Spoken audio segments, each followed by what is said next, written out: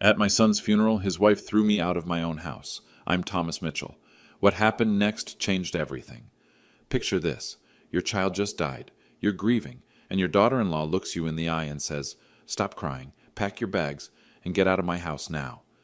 She called me a worthless burden, in front of everyone, at my son's funeral.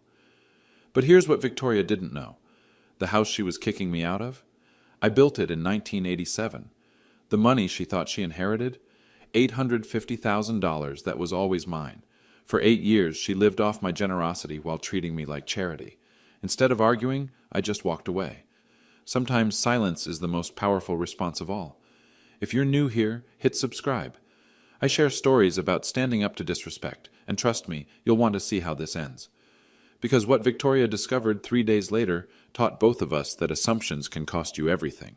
Let me start from the beginning. The signs were there from the beginning. I just chose to ignore them.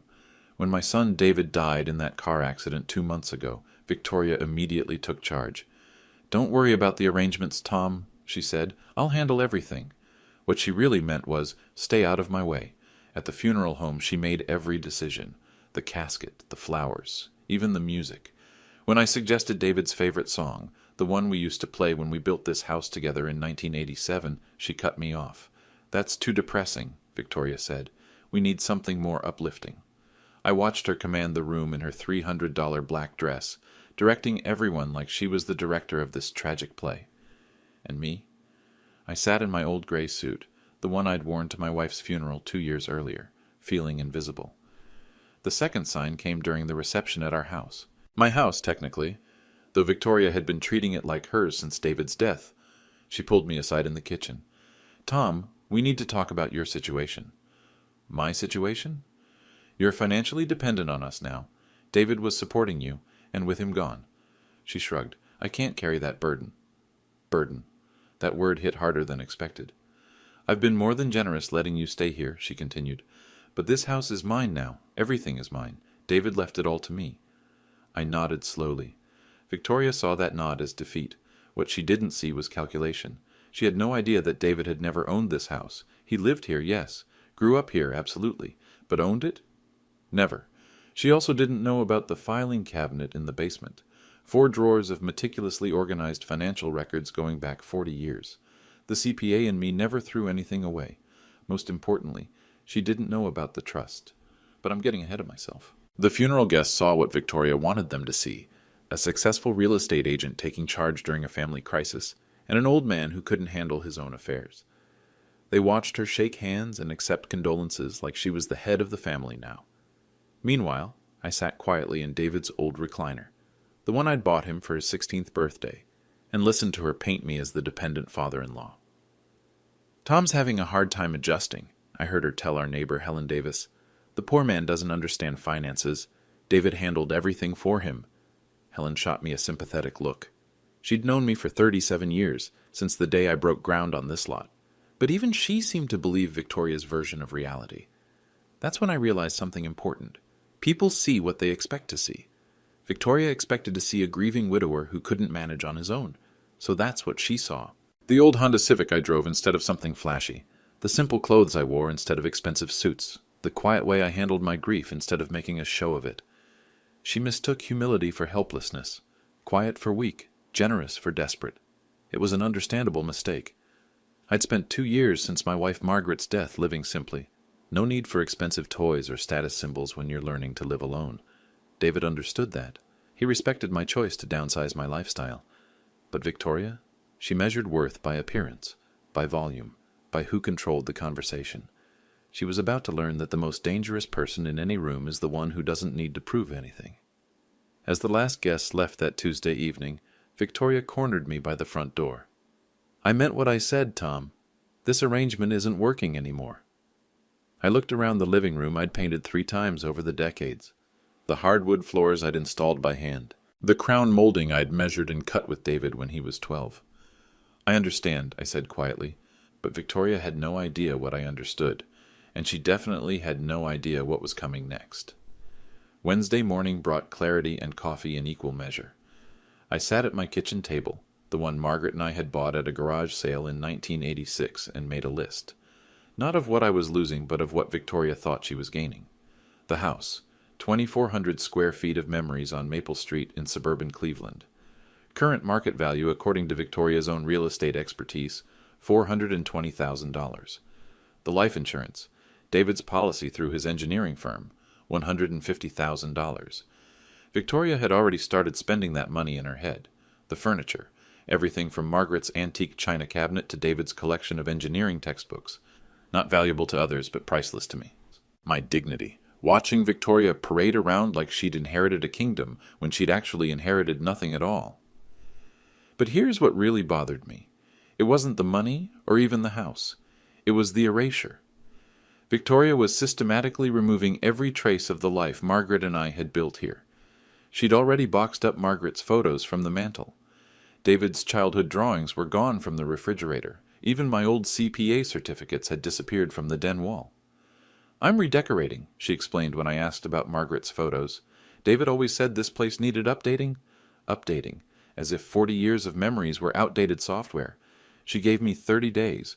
30 days to find somewhere else to live on what she assumed was Social Security and nothing else. 30 days to pack up 4 decades and pretend it never happened. The cruelest part? She was doing it all with such confidence, such certainty that she held all the cards. Tuesday afternoon, she'd handed me a printed timeline. Actually printed it out, like I was a tenant getting evicted. "November 15th, she said, pointing to the date circled in red. "That gives you time to find a nice senior community, somewhere more appropriate for your situation." Your situation. There was that phrase again. "I've already looked into a few places," she continued, pulling out brochures like she was doing me a favor. "Sunset Manor has openings. It's only $800 a month for a studio apartment." $800 a month. She expected me to spend my entire Social Security check on rent and somehow survive on nothing else. "What about food?" I asked. "Transportation? Medical bills?" She shrugged. "There are programs for people in your situation. Food stamps, Medicaid. The government takes care of senior citizens." The government.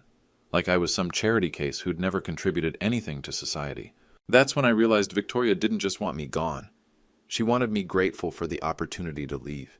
She wanted me to thank her for 30 days instead of 0, to appreciate her generosity in not calling the police to have me removed immediately, to accept that this was simply how things worked now that David was gone. But Wednesday morning, sitting with my coffee and my list, I had a different realization. Victoria had made one critical assumption, that David owned everything she was claiming. She'd been married to him for 8 years. She'd lived in this house for 8 years. She'd probably never seen a deed or a mortgage statement or any document that proved ownership of anything. Why would she? David handled the finances, just like his mother and I had taught him. The man takes care of the money. Old-fashioned maybe, but it worked for us. Except David had never actually handled my finances. He'd helped me around the house, sure. Brought groceries when I needed them. Drove me to doctor appointments after Margaret died. But the money? The investments? The property? That was always mine to manage. Victoria saw David's helpfulness and assumed dependency. She saw my gratitude and assumed obligation. She saw 2 years of quiet grief and assumed defeat. If I said nothing, if I just packed my bags and shuffled off to Sunset Manor like a good little senior citizen, what message would that send? That bullies win. That volume beats truth. That if you're loud enough and confident enough, you can rewrite history and steal someone's life. That respect is optional when you're dealing with old people. That my 40 years of marriage to Margaret meant nothing. That the house we built together was just bricks and wood. That the son we raised here could be forgotten as easily as photos removed from a mantel. The stakes weren't just financial. They were existential. But I had something Victoria didn't know about. Something that would change everything. I just needed to find the right moment to use it. And that moment was coming sooner than she thought. Thursday morning, Victoria let herself into my house with David's key. I was having breakfast when I heard the front door open. No knock. No good morning. She walked in like she owned the place, which, in her mind, she did. "Tom, we need to talk," she announced, marching into the kitchen with a manila folder under her arm. "About what?" "Your finances." She sat down across from me without being invited. "I've been thinking about your situation, and I need to understand exactly what David was covering for you." I took a sip of coffee. "Such as?" "The utilities, the property taxes, the insurance." She opened her folder and pulled out a legal pad covered in her handwriting. David never told me the exact amounts, but I need to know so I can budget properly. Budget for what? For taking over those payments, obviously. She looked at me like I was slow. Until you move out, I'll have to cover everything David was covering for you. I set down my coffee cup. And what exactly do you think David was covering? Everything. The mortgage, the taxes, the electric bill. You're on a fixed income, Tom. Social Security doesn't stretch that far. Is that what David told you? Victoria's pen stopped moving. What do you mean? I mean, did David specifically tell you he was paying my bills? He didn't have to tell me. It's obvious. She gestured around the kitchen. How else could you afford to live here? This house is worth over $400,000. And how do you know what it's worth? I'm a real estate agent, Tom. I know property values in this neighborhood. But you've never seen the deed. The question hung in the air like smoke. Victoria's confident expression flickered for just a moment. I don't need to see the deed. David inherited this house when your wife died. Did he? Of course he did. Who else would get it? I stood up slowly and walked to the sink, rinsing my coffee cup with deliberate care. You know, Victoria, you've made a lot of assumptions about my finances. They're not assumptions. They're facts. Really? What other facts do you have? She consulted her legal pad. David told me you never contributed a dime to this house. I turned around. Is that what David told you? Yes. Interesting. Because I built this house in 1987, paid cash for the lot, hired the contractors, supervised every day of construction. Victoria's face tightened. That was 37 years ago. Things change. Some things, not ownership. Look, Tom, I know this is hard for you. Losing David, having to face reality about your financial situation, but denial won't help. What denial? Pretending you're not dependent on family charity. The word charity landed like a slap. I dried my hands on the dish towel, taking my time. Victoria, let me ask you something. What? In 8 years of marriage, did David ever show you a mortgage statement? We kept our finances separate. Did he ever mention making house payments?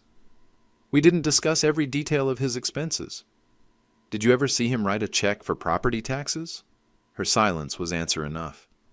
Here's what I think happened, I said, leaning against the counter. David helped me around the house, picked up groceries, did some yard work, and you assumed that meant he was supporting me financially. Because that's what it looked like. Appearances can be deceiving. Victoria stood up, clearly frustrated. Fine. Show me the deed then. Prove you own this house. I don't have to prove anything to you. Yes, you do, because I'm David's widow and I inherited everything. Did you? Stop answering questions with questions. Stop making assumptions. We stared at each other across the kitchen. Victoria's jaw was tight, her real estate agent composure cracking. You have until November 15th, she said finally. After that, I'm changing the locks. We'll see about that. She gathered her papers and headed for the door. We'll see about what? But I just smiled and started loading the dishwasher. Some conversations are better finished with lawyers present. Friday afternoon, I did something I hadn't done in months. I went down to the basement. The basement had always been my sanctuary.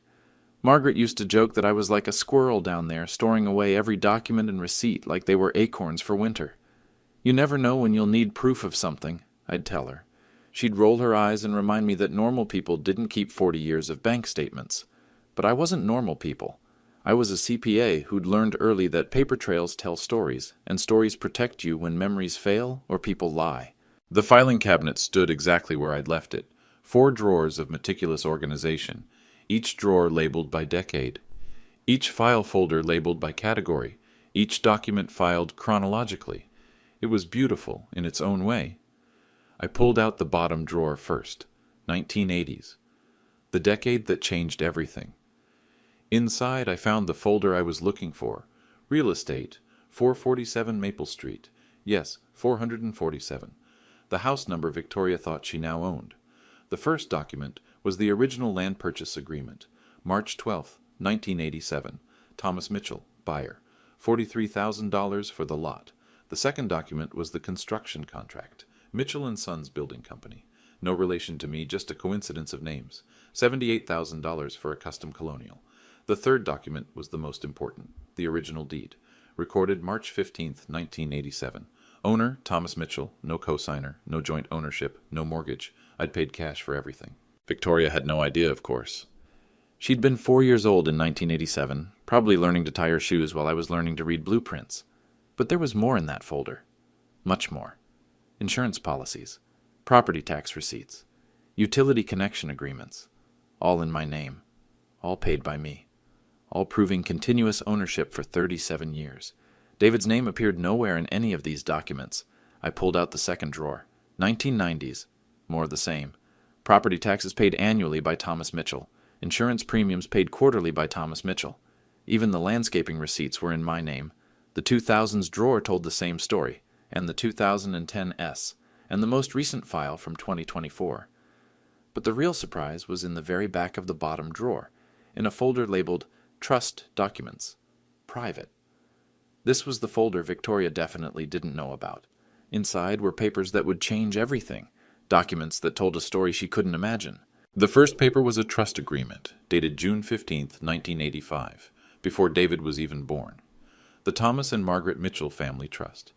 The second paper was a bank statement from First National Bank of Ohio. Current balance as of October 31, 2024, $853,412. The third paper was a list of trust beneficiaries. David's name was there, yes, but not as an inheritor, as a beneficiary during his lifetime, with specific terms and conditions. Terms and conditions that Victoria had never bothered to ask about. The trust was complicated, the way these things always are. But the basic structure was simple. Margaret and I were the original trustees. After Margaret's death, I became the sole trustee. David received monthly allowances for education, housing assistance, and family support. But ownership? That always remained with the trust, which meant it remained with me. David had lived comfortably because I made sure he lived comfortably. The engineering degree I helped pay for, the wedding I helped fund, the various investments and opportunities that came his way. All of it flowed from this trust. All of it remained under my control.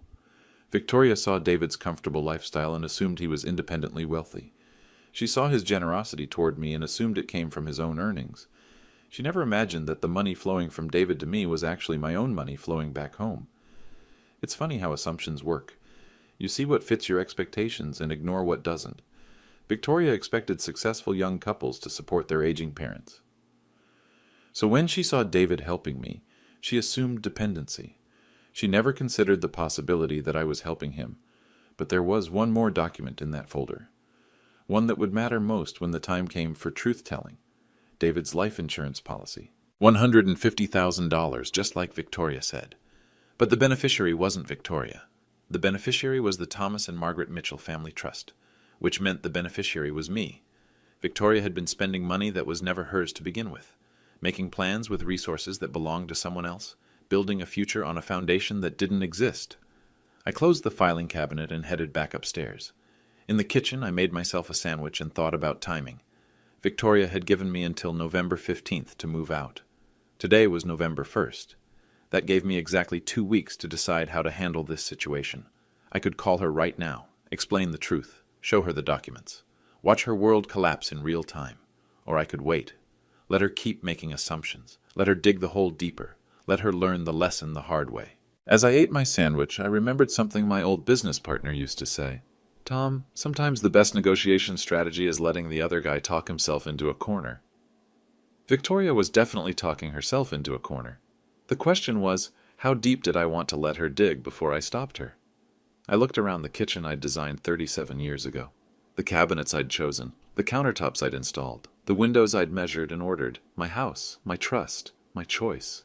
Victoria was about to learn that respect isn't negotiable, but first she needed to finish digging. Sunday morning brought the worst of Victoria.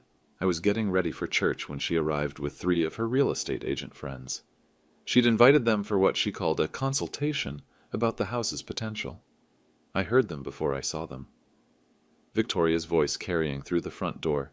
This place has incredible bones, but the decor is so outdated. Classic old person style, you know? They walked through my house like it was already theirs. Oh my God, Victoria, this crown molding is gorgeous, said a blonde woman in expensive boots. Original? From 1987, Victoria replied. Tom built this place, but he has no eye for modern design. Look at this wallpaper, and that furniture. It's like a museum. I stood at the top of the stairs listening to them catalog my life's work like it was a garage sale. The bones are definitely there, said another woman. But you'll need to gut the kitchen. Those cabinets are so 80s. Already planning on it, Victoria said. Tom will be moving to a senior community soon, so I'll have full control over renovations. Full control. Over my kitchen. The one Margaret and I had planned together for 6 months. I came downstairs wearing my church clothes. 3 women I'd never met were standing in my living room taking photos. Tom! Victoria's voice was artificially bright. Perfect timing. I want you to meet some colleagues. She introduced them like I was a curiosity. This is Tom, David's father. He's the original owner, but he's transitioning to a more suitable living situation. Transitioning. Like I was a job change. Mr. Mitchell, said the blonde one, your house has such character. You must have put a lot of work into it. Some, I said. Victoria tells us you're moving to Sunset Manor. That's such a nice facility. I looked at Victoria. Is that what I'm doing? We discussed this, Tom, November 15th, remember? I remember you discussing it. An uncomfortable silence settled over the group. The real estate agents exchanged glances. Well, said the blonde one, we should probably let you get to church. Actually, Victoria said, Tom, while everyone's here, maybe you could tell them about the maintenance issues, the roof leak, the furnace problems? There was no roof leak. The furnace was 2 years old. I'm not aware of any maintenance issues, I said carefully. Tom, you know the upstairs bathroom faucet drips, and the basement gets damp in the spring. The faucet needs a 50-cent washer. The basement has been dry for 20 years. Victoria's smile tightened. Tom's very attached to this place. Sometimes he doesn't see problems that are obvious to others. Problems like what? I asked. Like the fact that you can't afford to maintain a house this size anymore. The room went quiet. Even the real estate agents looked uncomfortable. Can't afford it? I asked. Tom, we've been through this. Your Social Security barely covers basic living expenses. And you know this how? Because I'm not blind. You drive a 15-year-old Honda. You shop with coupons. You haven't updated anything in this house since the Clinton administration. One of the agents cleared her throat. Maybe we should reschedule this tour? No, it's fine, Victoria said. Tom understands this situation. He's had 2 years to adjust to reality since Margaret died. What reality is that? I asked. That you're a 70-year-old man on a fixed income who can't handle a 2,400-square-foot house anymore. 70? 68? Whatever. The point is you're making assumptions about my finances. They're not assumptions, Tom. They're observations. Observations about what? About the fact that you've been living off David's generosity for 2 years, and now that David's gone, you need to face reality. The words hung in the air like tear gas. The 3 real estate agents were actively looking for exits. David's generosity, I repeated. Yes, David paid your property taxes. David covered your utilities. David made sure you had groceries and medical care. Did he? You know he did, and you know this because I was married to him. I saw him writing the checks. What checks? Victoria's face flushed. The checks for your expenses. Did you see him write checks to the county for property taxes? He handled those things online. Did you see him pay my electric bill? He transferred money to your account. Did you ever see bank statements showing these transfers? We kept our finances separate, so you never actually saw any of these payments? The blonde agent stepped forward. You know what, Victoria? This feels like a family discussion. Maybe we should give you some privacy. No, Victoria said sharply. This needs to be said. Tom, you cannot keep living in denial about your financial situation. What denial? The denial that you're anything other than a burden. The word echoed through the room. Even Victoria seemed surprised she'd said it out loud. A burden, I said quietly. I'm sorry, but yes, you're a burden. You have been since Margaret died. David was too kind to say it, but someone has to. Too kind to say what? That supporting you was bankrupting him. Bankrupting him. Yes, the property taxes alone are $8,000 a year. Add utilities, maintenance, your medical expenses. She was building steam now, letting 2 months of frustration pour out. David spent $40,000 last year keeping you afloat. $40,000. At least. And now he's gone and I'm supposed to pick up that burden? I have my own life to think about. The real estate agents were edging toward the door. So you're throwing me out, I said. I'm giving you a month to find appropriate housing. That's more generous than most people would be. Generous. Yes, generous. Because frankly, Tom, you never contributed anything to David's success. He built his own life, earned his own money, bought his own house. This house. Yes, this house. David inherited it from Margaret, and now I inherit it from David. That's how inheritance works. I nodded slowly. I see. Good. Finally. Victoria? What? You might want to check your facts before making statements like that in front of witnesses. She laughed. What facts? Tom, I'm a real estate professional. I know how property ownership works. Do you? Better than you do, apparently. I looked at the three women by the door. They were witnessing something they definitely hadn't signed up for. Ladies, I said, you might want to ask Victoria to show you the deed to this house before you start planning renovations. Victoria's face went white. Tom, don't what? Don't tell the truth? But I'd said enough. Sometimes the best revenge is letting people hang themselves with their own words. Enjoy your tour, I said, and headed for the front door. I had a lawyer to call. Monday morning, I sat in attorney Margaret Collins' office with 3 manila folders on the mahogany desk between us. Margaret Collins? No relation to my late wife, just another one of life's small coincidences, had been handling my legal affairs for 20 years. She knew exactly what those folders contained. Tom, she said, adjusting her reading glasses, I have to ask, are you sure you want to do this? I'm sure. Because once we start this process, there's no taking it back. Victoria will know everything. Good. Margaret opened the first folder. Let's review what we have. The original deed to 447 Maple Street lay on top. Thomas Mitchell, sole owner, recorded March 15, 1987. No co-signers, Margaret noted. No joint ownership. No mortgage. You paid cash for the land and construction. Correct. She opened the second folder. Property tax records for 37 years, all paid by you from your accounts. Correct. Insurance policies, utility bills, maintenance contracts, all in your name. Correct. She opened the third folder. And this is the big one. The Thomas and Margaret Mitchell Family Trust. The trust documents were thick, complex, full of legal language that took years to develop and decades to fund. Current balance? Margaret asked, though she already knew. $853,412 as of last Friday. And David's status in the trust? Beneficiary during his lifetime, never a trustee, never an owner. Margaret leaned back in her leather chair. Tom, this is a substantial estate. Victoria had no idea? None. And David never told her about the trust structure?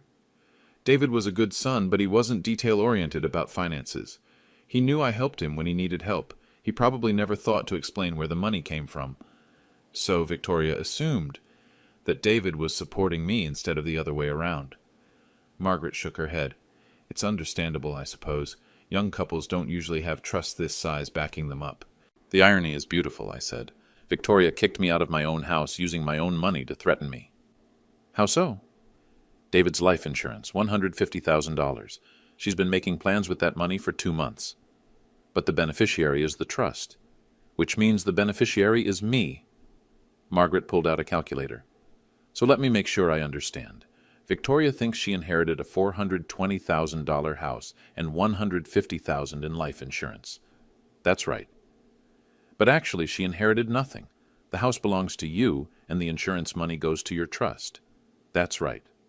And she's been treating you like a charity case while planning to spend nearly $600,000 that was never hers. That's right. Margaret was quiet for a moment, processing the situation. Tom, I have to ask, why did you let this go on for 2 months? Why didn't you correct her assumptions immediately? I thought about that Sunday morning scene. Victoria calling me a burden in front of strangers. The casual cruelty of it. Because I wanted to see how far she'd go. And she went pretty far. Margaret nodded. What do you want to do now? I want to establish clear boundaries. Legal boundaries? All kinds of boundaries. She pulled out a legal pad. Talk to me. First, I want the insurance claim processed immediately. The money belongs to the trust, not to Victoria. Done. That's straightforward. Second, I want Victoria served with formal notice that she's a tenant in my house, not an owner. Also straightforward. How much notice? 30 days. The same time frame she gave me. Margaret smiled slightly. Poetic justice. Third, I want her to understand exactly what David's relationship to the trust was, so she can't claim ignorance going forward. We can provide complete documentation. And fourth, I paused, I want witnesses present when we have this conversation. Witnesses? The same real estate agents who heard her call me a burden yesterday. They should hear the truth too. Margaret set down her pen. Tom, that feels like public humiliation. No, public humiliation is what Victoria did to me. This is public education. There's a difference? Victoria humiliated me to make herself feel powerful. I'm educating people to prevent future misunderstandings. Margaret considered this. The real estate agents aren't necessary for the legal process, but they're necessary for the social process. Explain. Victoria spent 2 months telling people that I'm a broke old man living off family charity. Those people deserve to know the truth. And Victoria deserves to hear that truth in front of the same people she lied to. Exactly. Margaret made notes on her legal pad. When do you want to do this? Tomorrow. Give Victoria 24 hours to enjoy her assumptions. And if she refuses to meet, then we serve the papers without explanation and let her figure it out. Margaret pulled out her calendar. I can have everything ready by 10 a.m. tomorrow. Perfect. Where do you want to meet? Victoria's real estate office, where her colleagues can see what respect looks like. Margaret looked up from her calendar. Tom, I've been practicing law for 30 years. I've seen a lot of family disputes. This isn't about the money, is it? No. It's about the disrespect. It's about boundaries. Victoria needs to learn that you can't treat people badly just because you think they're powerless. And if she'd been respectful from the beginning, then we'd be having a different conversation.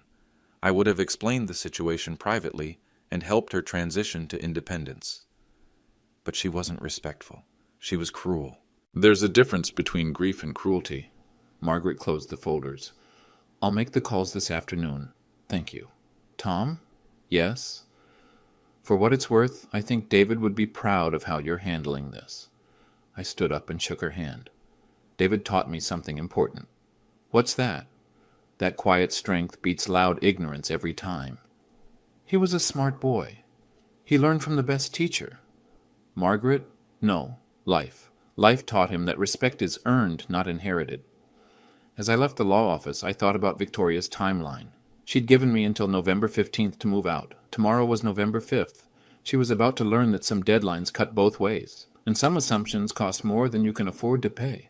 The quiet man was about to speak up, and when quiet men finally speak, smart people listen. Victoria was about to find out exactly how smart she really was. Tuesday morning at 10 a.m., Margaret Collins and I walked into Premier Realty on Main Street. Victoria was at her desk, showing house photos to a young couple. She looked up when we entered, and her face went from professional smile to confusion to something approaching alarm. Tom? What are you doing here? We need to talk, I said calmly. Privately. The young couple looked between us, sensing tension. I'm with clients, Victoria said, her real estate agent composure kicking in. Can this wait? No, Margaret Collins said, stepping forward. I'm Margaret Collins, attorney at law. We need to discuss some urgent legal matters regarding your late husband's estate. The words attorney and legal matters had an immediate effect.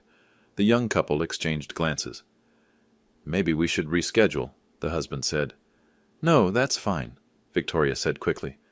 Tom, can you just wait in the conference room? I'll be right there.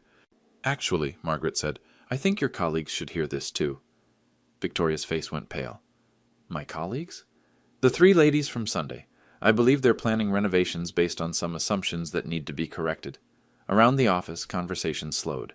Other agents pretended to work while clearly listening. Tom, what is this about? Victoria's voice had an edge now. It's about the house, I said simply. We already discussed the house. No, you discussed the house. I listened. Victoria's client couple was backing toward the door. We'll definitely call to reschedule, the wife said. Wait, Victoria called after them, but they were already gone. The blonde agent from Sunday, Jessica, I think her name was, approached cautiously. Victoria, is everything okay? Everything's fine, Victoria said tightly. Tom's just having some difficulty accepting his new living situation. Actually, Margaret said, opening her briefcase, Tom's having difficulty accepting his old living situation. What does that mean? Margaret pulled out the first folder. It means we need to clarify some misconceptions about property ownership. There are no misconceptions, Victoria said. I inherited David's house. What house is that? Margaret asked. 447 Maple Street. And you have documentation of this inheritance? David's will left his personal property to you, yes. his car, his clothing, his personal effects, and his house. David didn't own a house. The words dropped into the office like stones into still water. Every conversation stopped. "What do you mean he didn't own a house?" Victoria asked. Margaret opened the folder and pulled out the deed. 447 Maple Street is owned by Thomas Mitchell. Purchased March 15th, 1987. No co-signers, no joint ownership, no mortgage. That's impossible. Here's the deed. Victoria snatched the paper and read it. Her face went from pale to white. "This has to be wrong," she said. "David inherited this house when Margaret died." "Margaret Mitchell owned no property," Margaret Collins said. "Everything was purchased by Thomas Mitchell before their marriage. But David lived there his whole life, as Tom's son, in Tom's house." Jessica and the other agents were drawing closer now, fascinated despite themselves. "I don't understand," Victoria said.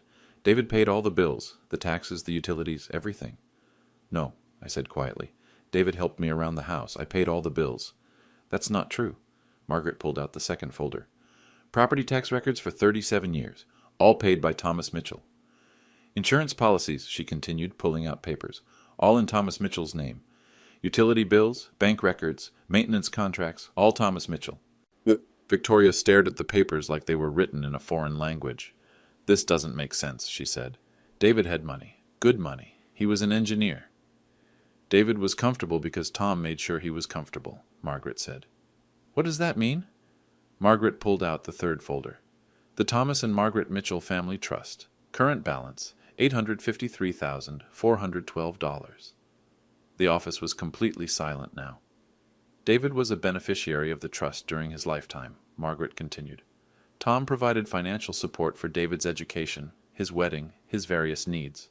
"You're saying Tom was supporting David?" "I'm saying Tom was supporting his son from his own resources." Victoria sank into her desk chair. "But David told me he was helping Tom financially." "David was helping Tom practically. Groceries, rides to appointments, yard work. Tom was helping David financially." "The life insurance," Victoria said suddenly. "David's life insurance, that's mine." Margaret pulled out another paper.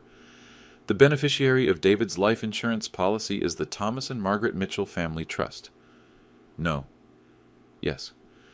"That money is mine." "That money belongs to Tom." Victoria looked around the office. Every agent was staring at her. The woman who'd been so confident Sunday morning, so certain of her inheritance, so dismissive of the old man's protests. "Tom," she said, her voice small now, "I didn't know. You didn't ask. You could have told me. You could have asked respectfully." Margaret closed the folders. "Victoria, you have 30 days to find alternative housing arrangements." 30 days? The same timeline you gave Tom. "But where will I go?" "That's not Tom's concern anymore," Margaret said. "You're a capable adult with a career. I'm sure you'll figure something out." Victoria looked at me with something I'd never seen from her before. Respect. "Tom, I'm sorry. I made assumptions." "Yes, you did. Can we work something out? Some kind of arrangement?" I considered the question. Around us, the real estate office was perfectly quiet. "Victoria, respect isn't negotiable. It never was. I understand that now. Do you?" "Yes." "Good. That's the first step toward earning it back." Margaret and I headed for the door. "Tom," Victoria called after me. "What happens now?" I turned back. "Now you learn what I've always known." "What's that?" "That quiet people aren't weak people. We're just selective about when we use our voices." And with that, we left. The silence behind us spoke volumes. By Thursday morning, the entire story had spread through Cleveland's suburban real estate community like wildfire. I knew this because Helen Davis, my neighbor for 37 years, brought me coffee and the latest gossip. "Tom, you should have seen Victoria at the grocery store yesterday," Helen said, settling into Margaret's old chair at my kitchen table. "She looked like she'd seen a ghost." "How so?" "Well, for starters, she was shopping in the clearance section. Victoria, who never bought anything that wasn't name brand." Helen stirred her coffee thoughtfully. "And she was alone. Usually she's got those real estate friends of hers trailing behind like she's some kind of celebrity. Maybe they were busy. Or maybe they're keeping their distance now that the truth is out." Helen had always been perceptive about social dynamics. "What truth is that?" I asked, though I already knew. "That she spent 2 months treating you like a charity case while planning to spend money that was never hers." Helen shook her head. "People are talking, Tom, and not in a good way for Victoria." "What are they saying?" "That she showed poor judgment." That she made assumptions about finances without doing her homework. And in real estate, homework matters. Exactly. Her broker called her in for a meeting yesterday afternoon. This was news to me. How do you know that? Because my sister's daughter works at Premier Realty.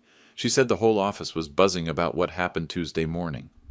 Helen leaned forward conspiratorially. Apparently, 3 different clients have already asked to be transferred to other agents. Why?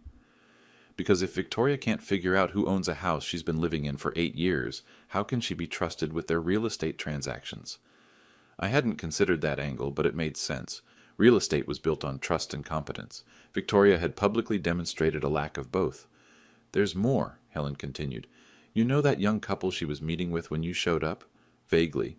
They posted about it on social media. Something about dodging a bullet with an agent who doesn't understand property law. They posted about it? With photos of the office and everything? It's gotten hundreds of likes. The ripple effects were spreading faster than I'd anticipated. My phone rang. Margaret Collins.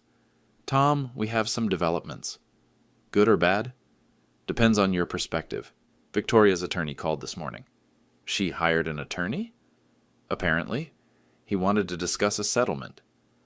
What kind of settlement? Victoria would like to stay in the house for 6 months instead of 30 days. She's offering to pay rent. How much rent? $2,000 a month. I almost laughed. For a house worth $420,000? Market rent would be closer to $3,000, yes? What did you tell him? That we'd consider reasonable offers. And what's reasonable?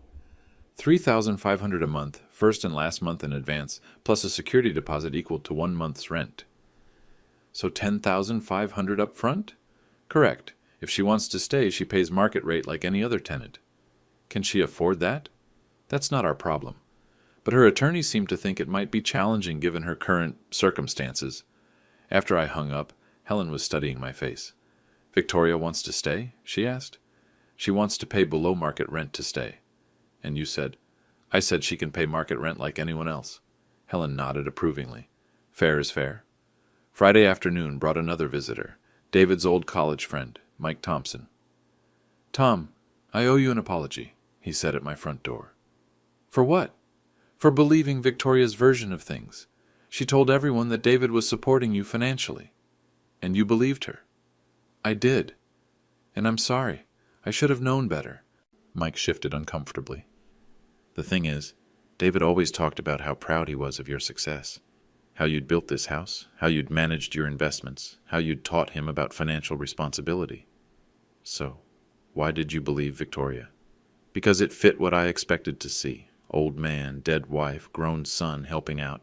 It seemed natural. Assumptions again. Yeah, and I'm not the only one. A lot of David's friends made the same assumption. And now? Now we're all feeling pretty stupid. And we're wondering what else Victoria might have misrepresented about David. That was an interesting development. Victoria's credibility was collapsing across multiple social circles. Saturday morning, Margaret Collins called with the final update. Victoria's attorney called back, she said. She can't afford the rent. So she's moving out? She's moving out. But there's something else. What? She's also leaving Premier Realty. Voluntarily? Let's call it mutually agreed upon. So Victoria was losing her house and her job in the same week. Tom, I have to ask, do you feel bad about any of this? I looked around my kitchen, the one Margaret and I had designed together, the one Victoria had planned to gut and renovate. Margaret, Victoria made choices. She chose to be cruel instead of kind. She chose assumptions instead of questions. She chose to humiliate me in front of strangers. And now she's facing consequences. Natural consequences. I didn't fire her from her job. Her clients did that by requesting other agents. Because they lost confidence in her judgment. Exactly. This isn't revenge, this is accountability. And Victoria? Victoria is learning that actions have consequences. It's a lesson she should have learned years ago. Sunday morning, I sat in church thinking about forgiveness and boundaries. They weren't opposite things, I realized. They were complementary. I could forgive Victoria for her assumptions and still maintain boundaries about respect. I could forgive her cruelty and still expect her to face the natural consequences of her choices. Forgiveness didn't mean pretending nothing had happened. It meant accepting what had happened and moving forward with wisdom. Victoria was moving out next weekend, and I was moving forward with a new understanding of my own quiet power. Sometimes the best lesson you can teach someone is to let them teach themselves. 3 weeks later, I sat in my living room reading the Sunday paper when the doorbell rang. Victoria stood on my porch with a moving box in her hands. "Hi, Tom." "Victoria. I found some things that belong to you. Photo albums from when David was little. Some of Margaret's recipe cards." I opened the door wider. "Come in." She set the box on the coffee table and looked around the room she'd planned to renovate. "It looks the same," she said. Why would it look different? I don't know. I guess I thought you might change things after everything. Some things don't need changing. We sat in the quiet for a moment. "Tom, I owe you more than an apology. You don't owe me anything." "Yes, I do. I treated you terribly. I made assumptions about your life, your finances, your worth. I was cruel when I should have been grateful. And now? Now I understand something I should have understood from the beginning." "What's that?" "That David learned his values from someone. His kindness, his generosity, his quiet strength. He learned all of that from you." I nodded. "David was a good son." "He was, and you were a good father. I just couldn't see it because I was too busy making assumptions." "We all make assumptions, Victoria. The question is, what we do when we learn we're wrong. I'm trying to learn from this." "Good. I found a job in Columbus. Fresh start, new city. Maybe I can do better there." "I hope you can." She stood to leave, then turned back. "Tom, can I ask you something?" "Of course." If I'd been respectful from the beginning, if I'd asked questions instead of making demands, would things have been different? I thought about that. Probably. I would have helped you transition to independence, given you time to find your feet. We might have found a way to honor David's memory together. Instead of fighting over it. Victoria picked up her purse. "I guess respect really isn't negotiable, is it?" "No, it's not." "Thank you for teaching me that." After she left, I opened the box she'd brought. David's baby pictures, Margaret's handwritten recipes, small treasures that had somehow ended up in the wrong hands. I thought about the past 3 months. The funeral, the confrontation, the legal resolution, the natural consequences. Victoria had learned an expensive lesson about assumptions and respect. But I'd learned something, too. I'd learned that quiet strength doesn't mean silent acceptance of disrespect. I'd learned that boundaries aren't walls, they're guidelines for healthy relationships. Most importantly, I'd learned that sometimes the most powerful thing you can do is simply tell the truth and let people deal with the consequences of their own choices. David would have been proud of that lesson. Margaret would have approved of the quiet way I'd handled it. And me? I was at peace. If you're watching this and you've ever been underestimated because of your age, your quiet nature, or your humble lifestyle, let me know in the comments. Have you ever had to remind someone that respect isn't inherited, it's earned? Sometimes the best response to disrespect is simply proving them wrong. And sometimes the most powerful people in the room are the ones who don't need to prove anything at all. Until next time, remember, quiet doesn't mean weak. It just means selective.